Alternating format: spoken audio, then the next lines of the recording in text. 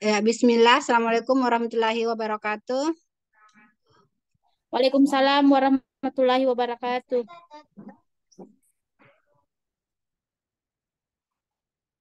Tidak ada kedengar suara. Mohon mohon maaf Bapak Ibu. Tadi ada kendala sedikit mengenai teknis. Ya, pertama-tama saya ucapkan banyak terima kasih atas kehadirannya pada pagi hari ini. Meskipun saya tahu Bapak Ibu semua mempunyai kesibukan masing-masing, tapi Alhamdulillah bisa bergabung di pagi hari ini ya dalam rangka mengikuti diseminasi budaya positif yang merupakan salah satu tugas guru penggerak angkatan 9 pada modul 1.4. Ya. Saya langsung saja Bapak Ibu. Eh, saya minta tolong untuk Pak Arman untuk apa memutarkan slide saya ya, yang saya kirim tadi, Pak ya. Next slide coba Pak, next slide. Ya, jadi pada kesempatan ini saya akan berbagi ya menyebarkan pemahaman dan penerapan pengalaman ya tentang budaya positif. Next. Ya. Di sini kita bisa lihat tujuan pendidikan dari Ki Hajar Dewantara ya, adalah menuntun segala kodrat yang ada pada anak-anak agar mereka dapat mencapai keselamatan dan kebahagiaan yang setinggi-tingginya, baik manusia maupun sebagai anggota masyarakat. Oleh sebab itu, ya pendidik itu hanya dapat menuntun tumbuh atau hidupnya kekuatan kodrat yang ada pada anak-anak agar dapat memperbaiki lakunya, bukan dasarnya. Hidup dan tumbuhnya kekuatan kodrat anak. Ya, jadi ya next. Ya, apa sih itu budaya positif? Ya, di sini budaya positif di sekolah yaitu nilai dan kebiasaan di sekolah yang berpihak pada murid agar mereka dapat berkembang menjadi pribadi yang kritis, penuh hormat dan bertanggung jawab sesuai dengan profil belajar Pancasila. Next.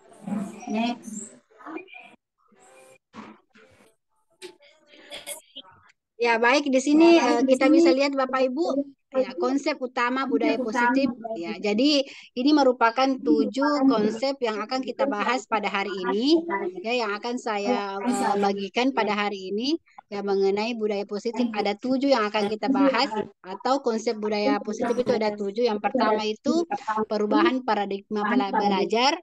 Yang kedua, disiplin positif. Yang ketiga, kebutuhan dasar manusia. Yang keempat, motivasi perilaku manusia. Yang kelima, restitusi atau posisi kontrol guru. Yang keenam, keyakinan kelas. Ketujuh, ada segitiga restitusi. Ya, yang pertama, perubahan paradigma belajar. Ya, dalam membangun budaya positif, sekolah dapat menyediakan lingkungan yang positif, aman, dan nyaman agar siswa mampu berpikir, bertindak, dan mencipta dengan merdeka, mandiri, dan bertanggung jawab. Ya, disiplin sangat berkaitan dengan kontrol guru terhadap siswa. Ya, kita di sini coba mengenai kontrol ya.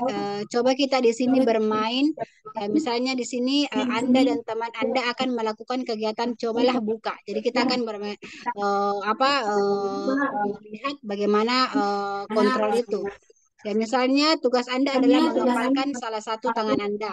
Ya, coba Anda bayangkan bahwa Anda menyimpan sesuatu yang sangat berharga di dalam kepalan tangan Anda. Anda perlu menjaga benda tersebut sekuat tenaga Anda karena begitu pentingnya untuk kehidupan Anda. Tugas B, misalnya rekan Anda atau orang yang memberi kontrol itu adalah mencoba dengan segala cara untuk membuka kepalan tangan Anda. Teman Anda boleh membujuk, menghardik, mengintimidasi, memarahi, menggoda, menggelitik, bahkan menawari Anda uang agar Anda bersedia membuka kepalan tangan Anda. Nah, di sini bisa kita lihat Bapak Ibu ya, jadi yang memiliki kontrol itu sendiri adalah yang bisa mengontrol diri sendiri itu adalah diri kita sendiri ya, begitupun dengan peserta didik kita tidak bisa mengontrol untuk melakukan sesuatu ya, jadi yang bisa kita lakukan adalah mengarahkan peserta didik itu untuk memperbaiki ya apa yang ada dasarnya pada mereka, jadi kita tidak bisa mengontrol ya. Di sini kita lihat perubahan paradigma belajar ya, tentang dari Dr. William Glasser tentang ilusi kontrol. Ya, ilusi kontrol yang pertama itu ilusi guru mengontrol murid. Yang kedua, ilusi bahwa semua penguatan positif, efektif dan bermanfaat. Yang ketiga, ilusi bahwa kritik dan membuat orang merasa bersalah dapat menguatkan karakter. Kemudian yang keempat, ilusi bahwa orang dewasa memiliki hak untuk memaksa. Jadi ini adalah ilusi-ilusi yang dimiliki oleh guru ya, untuk mengontrol peserta didiknya bahwa ya orang dewasa itu ya yang paling mungkin sering kita apa yang sering kita praktekkan di sekolah Bapak Ibu, bahwa eh, orang dewasa itu atau orang tua atau kita sebagai guru itu memiliki hak untuk memaksa ya. Jadi ini ya termasuk saya sendiri ya pribadi ya, sebelum belajar tentang budaya positif ini ya saya biasa menerapkan ini baik di lingkungan rumah maupun di sekolah. Ya, tetapi ternyata itu salah Bapak Ibu. Ya, kemudian ada disiplin positif yang kedua. Apa makna disiplin menurut Bapak Ibu? Ya, apa makna disiplin menurut Bapak Ibu? Kalau kita mendengar makna disiplin, apa yang bisa kita tangkap? Ya, yang ini ternyata disiplin berarti belajar ya. Kata disiplin itu berasal dari bahasa Latin yaitu disiplin yang itu yang artinya belajar. Kemudian makna asal dari kata ini berkonotasi dengan disiplin diri dari murid-murid ya. Kemudian disiplin diri membuat orang menggali potensinya menuju sebuah tujuan apa yang dia hargai. Namun dalam budaya kita, makna kata disiplin telah berubah menjadi sesuatu yang dilakukan seseorang pada orang lain untuk mendapatkan kepatuhan.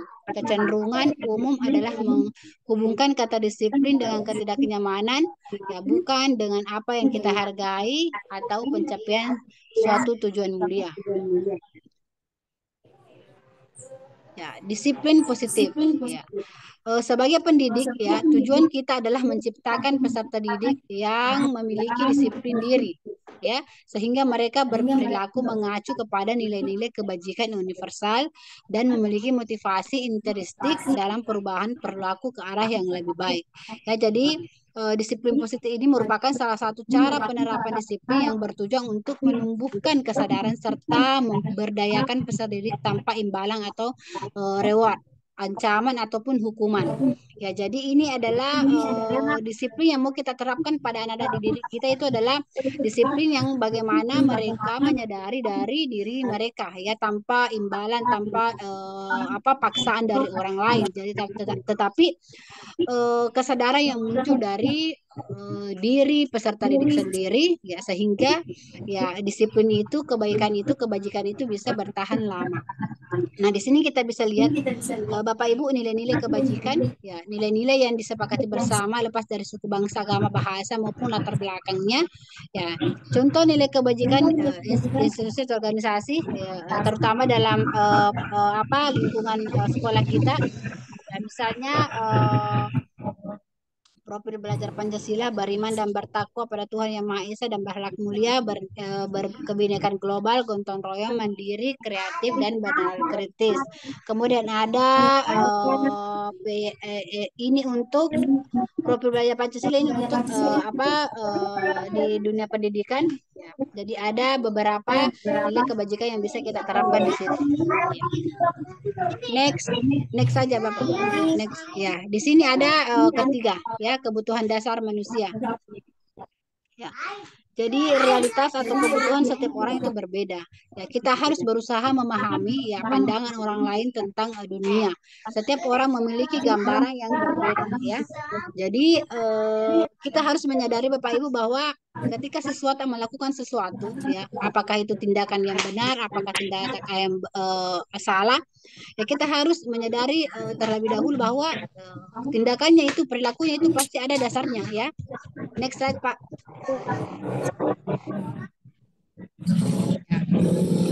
Ini kebutuhan dasar manusia adalah segala sesuatu yang kita lakukan untuk mendapatkan apa yang kita inginkan.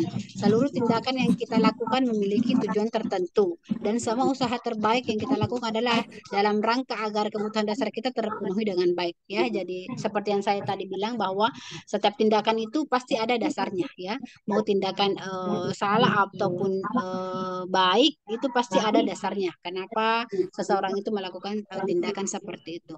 Kemudian di sini kita bisa lihat ada 5 kebutuhan dasar manusia. Yang pertama itu bertahan hidup, contohnya makanan, pakaian, tempat tinggal, keamanan, dan kesehatan.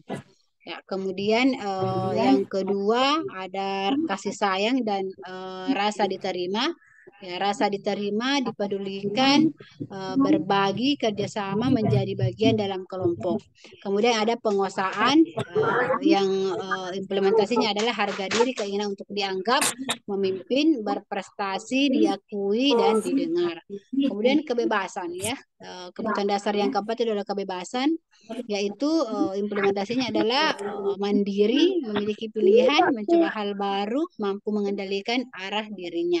Kemudian yang terakhir ada kesenangan. Ya, kesenangan itu implementasinya adalah bermain, humor, antusiasme, dan tertawa. Ya, jadi itu adalah 5 kebutuhan dasar. Nah, kita lihat contoh kasus dulu Bapak Ibu, ya. Ini adalah contoh kasus ya, di mana Ibu Ria, guru kelas 6 SD Permai, sedang bingung menghadapi ulas salah satu murid di kelas bernama Agus. Beberapa anak telah datang dan mengeluhkan agar Agus yang seringkali meminta bekal makanan siang mereka dengan paksa. Jika Anda menghadapi situasi seperti Ibu Ria, apa yang Anda akan lakukan? Menurut Anda kira-kira apa alasan Agus melakukan hal itu? Ya, jadi ini ada contoh kasus. Coba kita lihat apa ini. Jadi setiap ada tindakan, jadi setiap jadi kita bisa lihat Bapak Ibu kita bisa belajar dari sini bahwa setiap tindakan peserta didik itu kita harus lihat dulu, ya, kebutuhan dasarnya.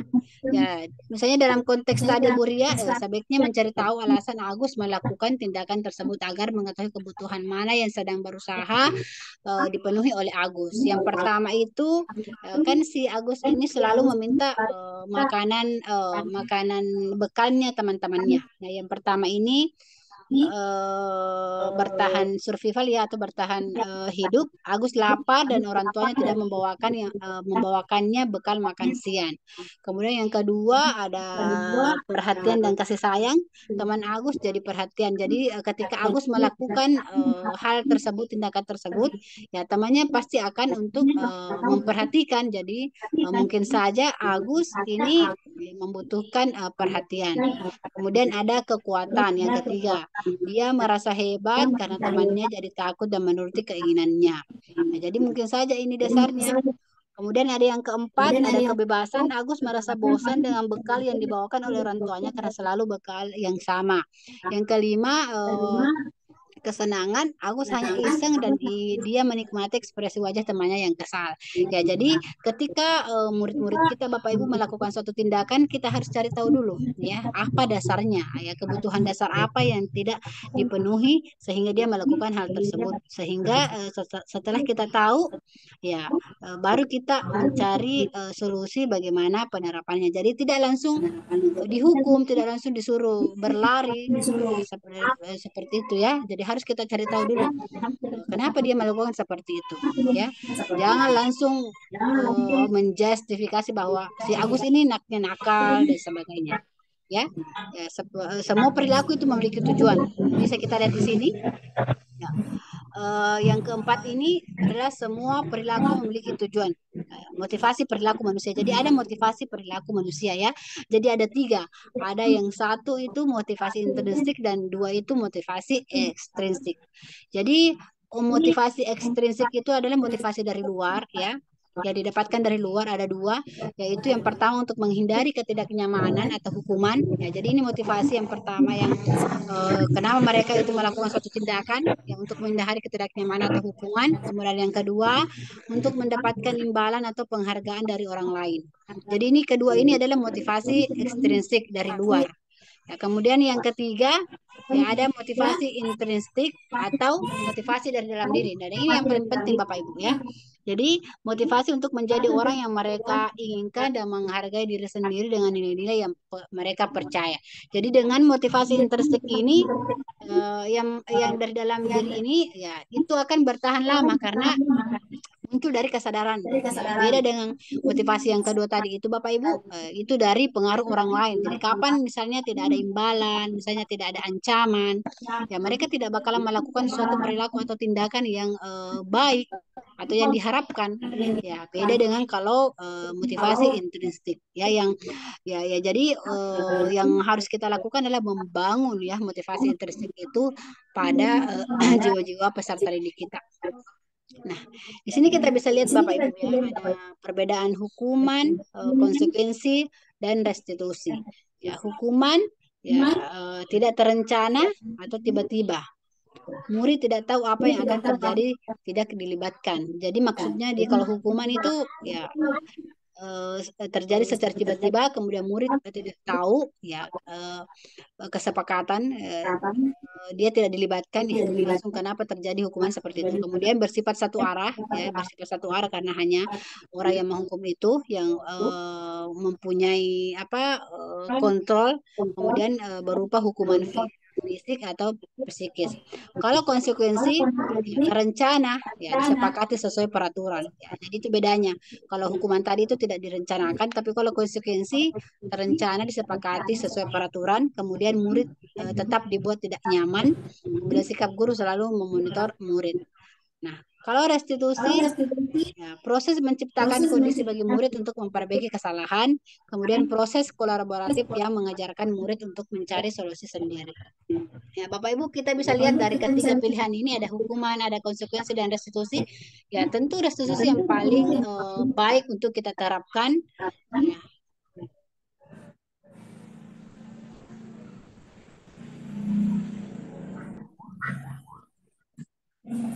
ya. Baik, saya lanjut Bapak Ibu. Halo Bapak Ibu, apakah suaraku kejelasan? Ya, ya, kita lanjut ya. Tadi ada slide sebelumnya itu tadi ada perbedaan hukuman, konsekuensi dan restitusi. Ya, kita lihat di sini contoh kasus lagi Bapak Ibu ya. Di sini ada contoh kasus Iva kurang menguasai pelajaran matematika sehingga pada saat pelajaran tersebut berlangsung dia lebih banyak berdiam diri atau menggambar di buku pelajarannya. Pada saat guru matematikanya, Pak Seno, menanyakan pertanyaan, Iva menjadi gugup dan tak sengaja menjatuhkan tasnya dari kursi.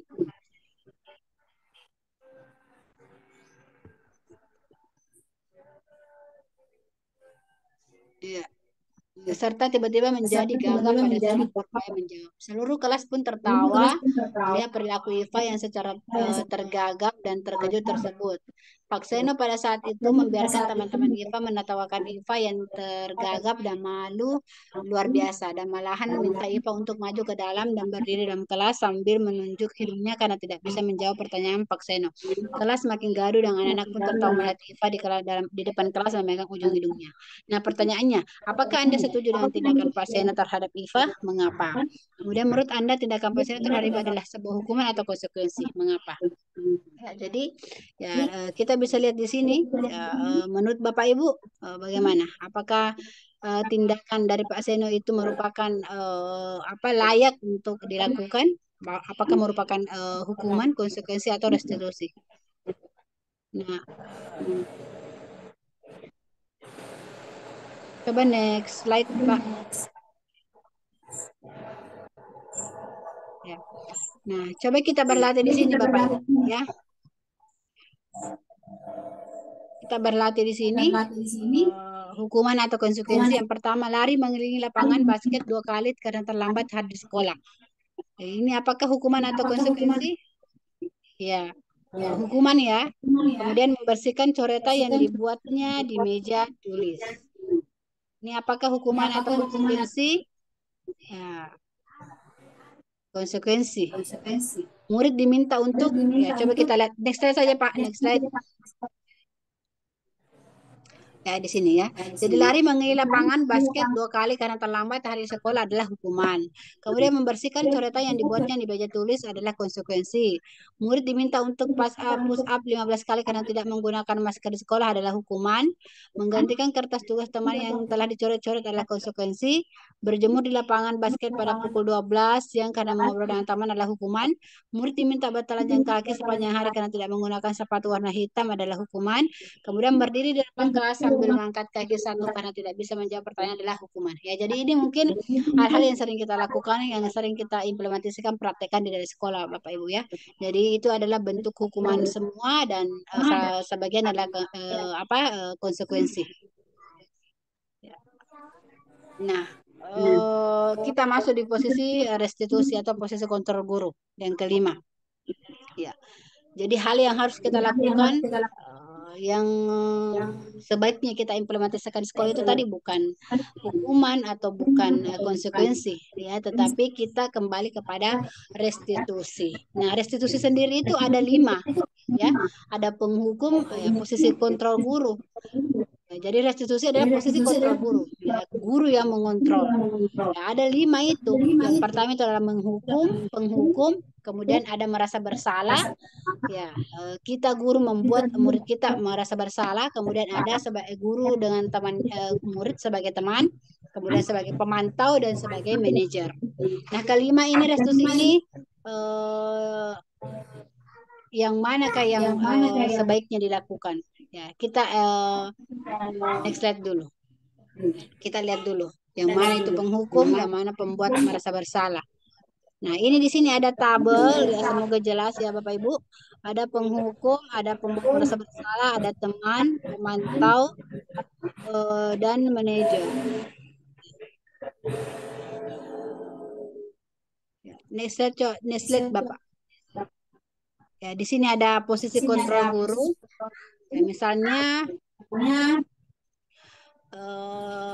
pernyataan-pernyataan saya kecewa sekali dengan kamu. Siapa yang mengatakan ini pembuat orang merasa bersalah. Jadi ketika kita menyatakan menyatakan atau mengatakan kepada peserta didik kita, ya saya kecewa sekali dengan kamu.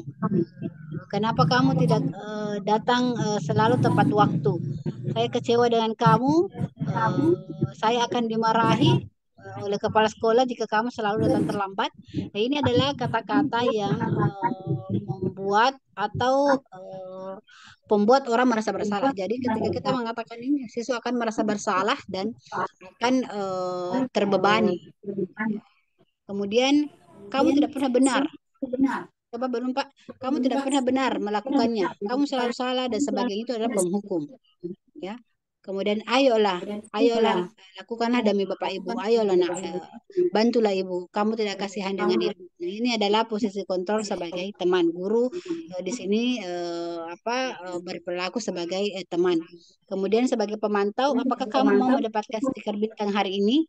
Ya, jadi pemantau itu memantau perilaku anak-anak, kemudian memberikan ini ya reward atau memberikan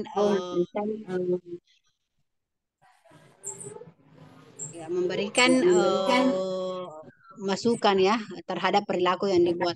Kemudian kalau sebagai manajer, bagaimana kamu bisa menyelesaikan masalah ini? Jadi kalau sebagai manajer itu memberikan solusi terhadap apa yang dilakukan peserta didik. Ya. Next. Slide selanjutnya. Nah, ya next lagi next. Kemudian kita masuk ke yang keenam, keyakinan kelas. Keyakinan kelas adalah nilai-nilai kebajikan atau prinsip-prinsip universal yang disepakati bersama secara universal, lepas dari perbedaan agama, suku, negara, dan bahasa. Ya, menurut Gerson, suatu keyakinan akan lebih memotivasi seseorang dari dalam intrinsik. Ya, seseorang akan lebih bersemangat untuk menjalankan keyakinannya daripada hanya sekadar mengikuti peraturan. Ya, jadi di sini ada keyakinan kelas ya. Ya, jadi kalau bertanya kenapa harus keyakinan kelas, kenapa bukan peraturan kelas? Ya, jadi karena biasanya kalau keyakinan kelas itu Bapak Ibu itu hasil dari hal yang disepakati bersama ya. Jadi ini memunculkan bahwa anak-anak itu dia melakukan sesuatu itu karena motivasi saya dari dalam dirinya. Beda kalau peraturan. Ya, di sini kita bisa lihat ya perbedaan peraturan dengan keyakinan kelas. Nah, kalau peraturan itu misalnya contoh katanya itu selalu kembalikan buku ke tempatnya. Ini peraturan. Tetapi kalau keyakinan kelas ya tanggung jawab. Jadi cukup anak-anak itu diyakinkan bahwa kita harus bertanggung jawab ya. Jadi tanpa harus menjelaskan kiri kanan, ya, mereka tahu bahwa kalau saya sudah ambil buku, saya harus kembalikan ke tempatnya. Ya, karena itu merupakan salah satu implementasi dari tanggung jawab itu sendiri. Ya, jadi di sini perbedaan peraturan dan keyakinan bahwa keyakinan kelas itu kita berusaha untuk membuat peserta didik itu memiliki perilaku tindakan yang disadari dari dalam diri mereka sendiri. Ya, beda kalau peraturan. Kalau peraturan ya bersifat satu arah dan biasa itu tidak diketahui oleh murid, jadi bukan kesepakatan bersama ya. Jadi ini peraturan lebih kepada hal yang motivasi ekstrinsik atau motivasi dari luar ya. Misalnya anak-anak melakukan suatu tindakan itu tadi karena mau menghindari hukuman atau mau mendapat reward, ini peraturan ya. Jadi ini tidak bakalan berjalan lama atau bertahan lama ya, karena kapan misalnya tidak ada hukuman, saya tidak ada reward lagi, ya mereka tidak melakukan suatu tindakan itu. Beda kalau keyakinan kelas ya yang dimunculkan atau yang diterapkan, yang berusaha dibangun di dalam kondisi lingkungan sekolah kita ya. Karena mereka akan sadar ya dengan sendirinya ya bahwa saya harus tanggung jawab ini, saya harus menghormati orang lain sehingga mereka tidak saling membuli atau mengganggu temannya. Seperti itu Bapak. Oke, next.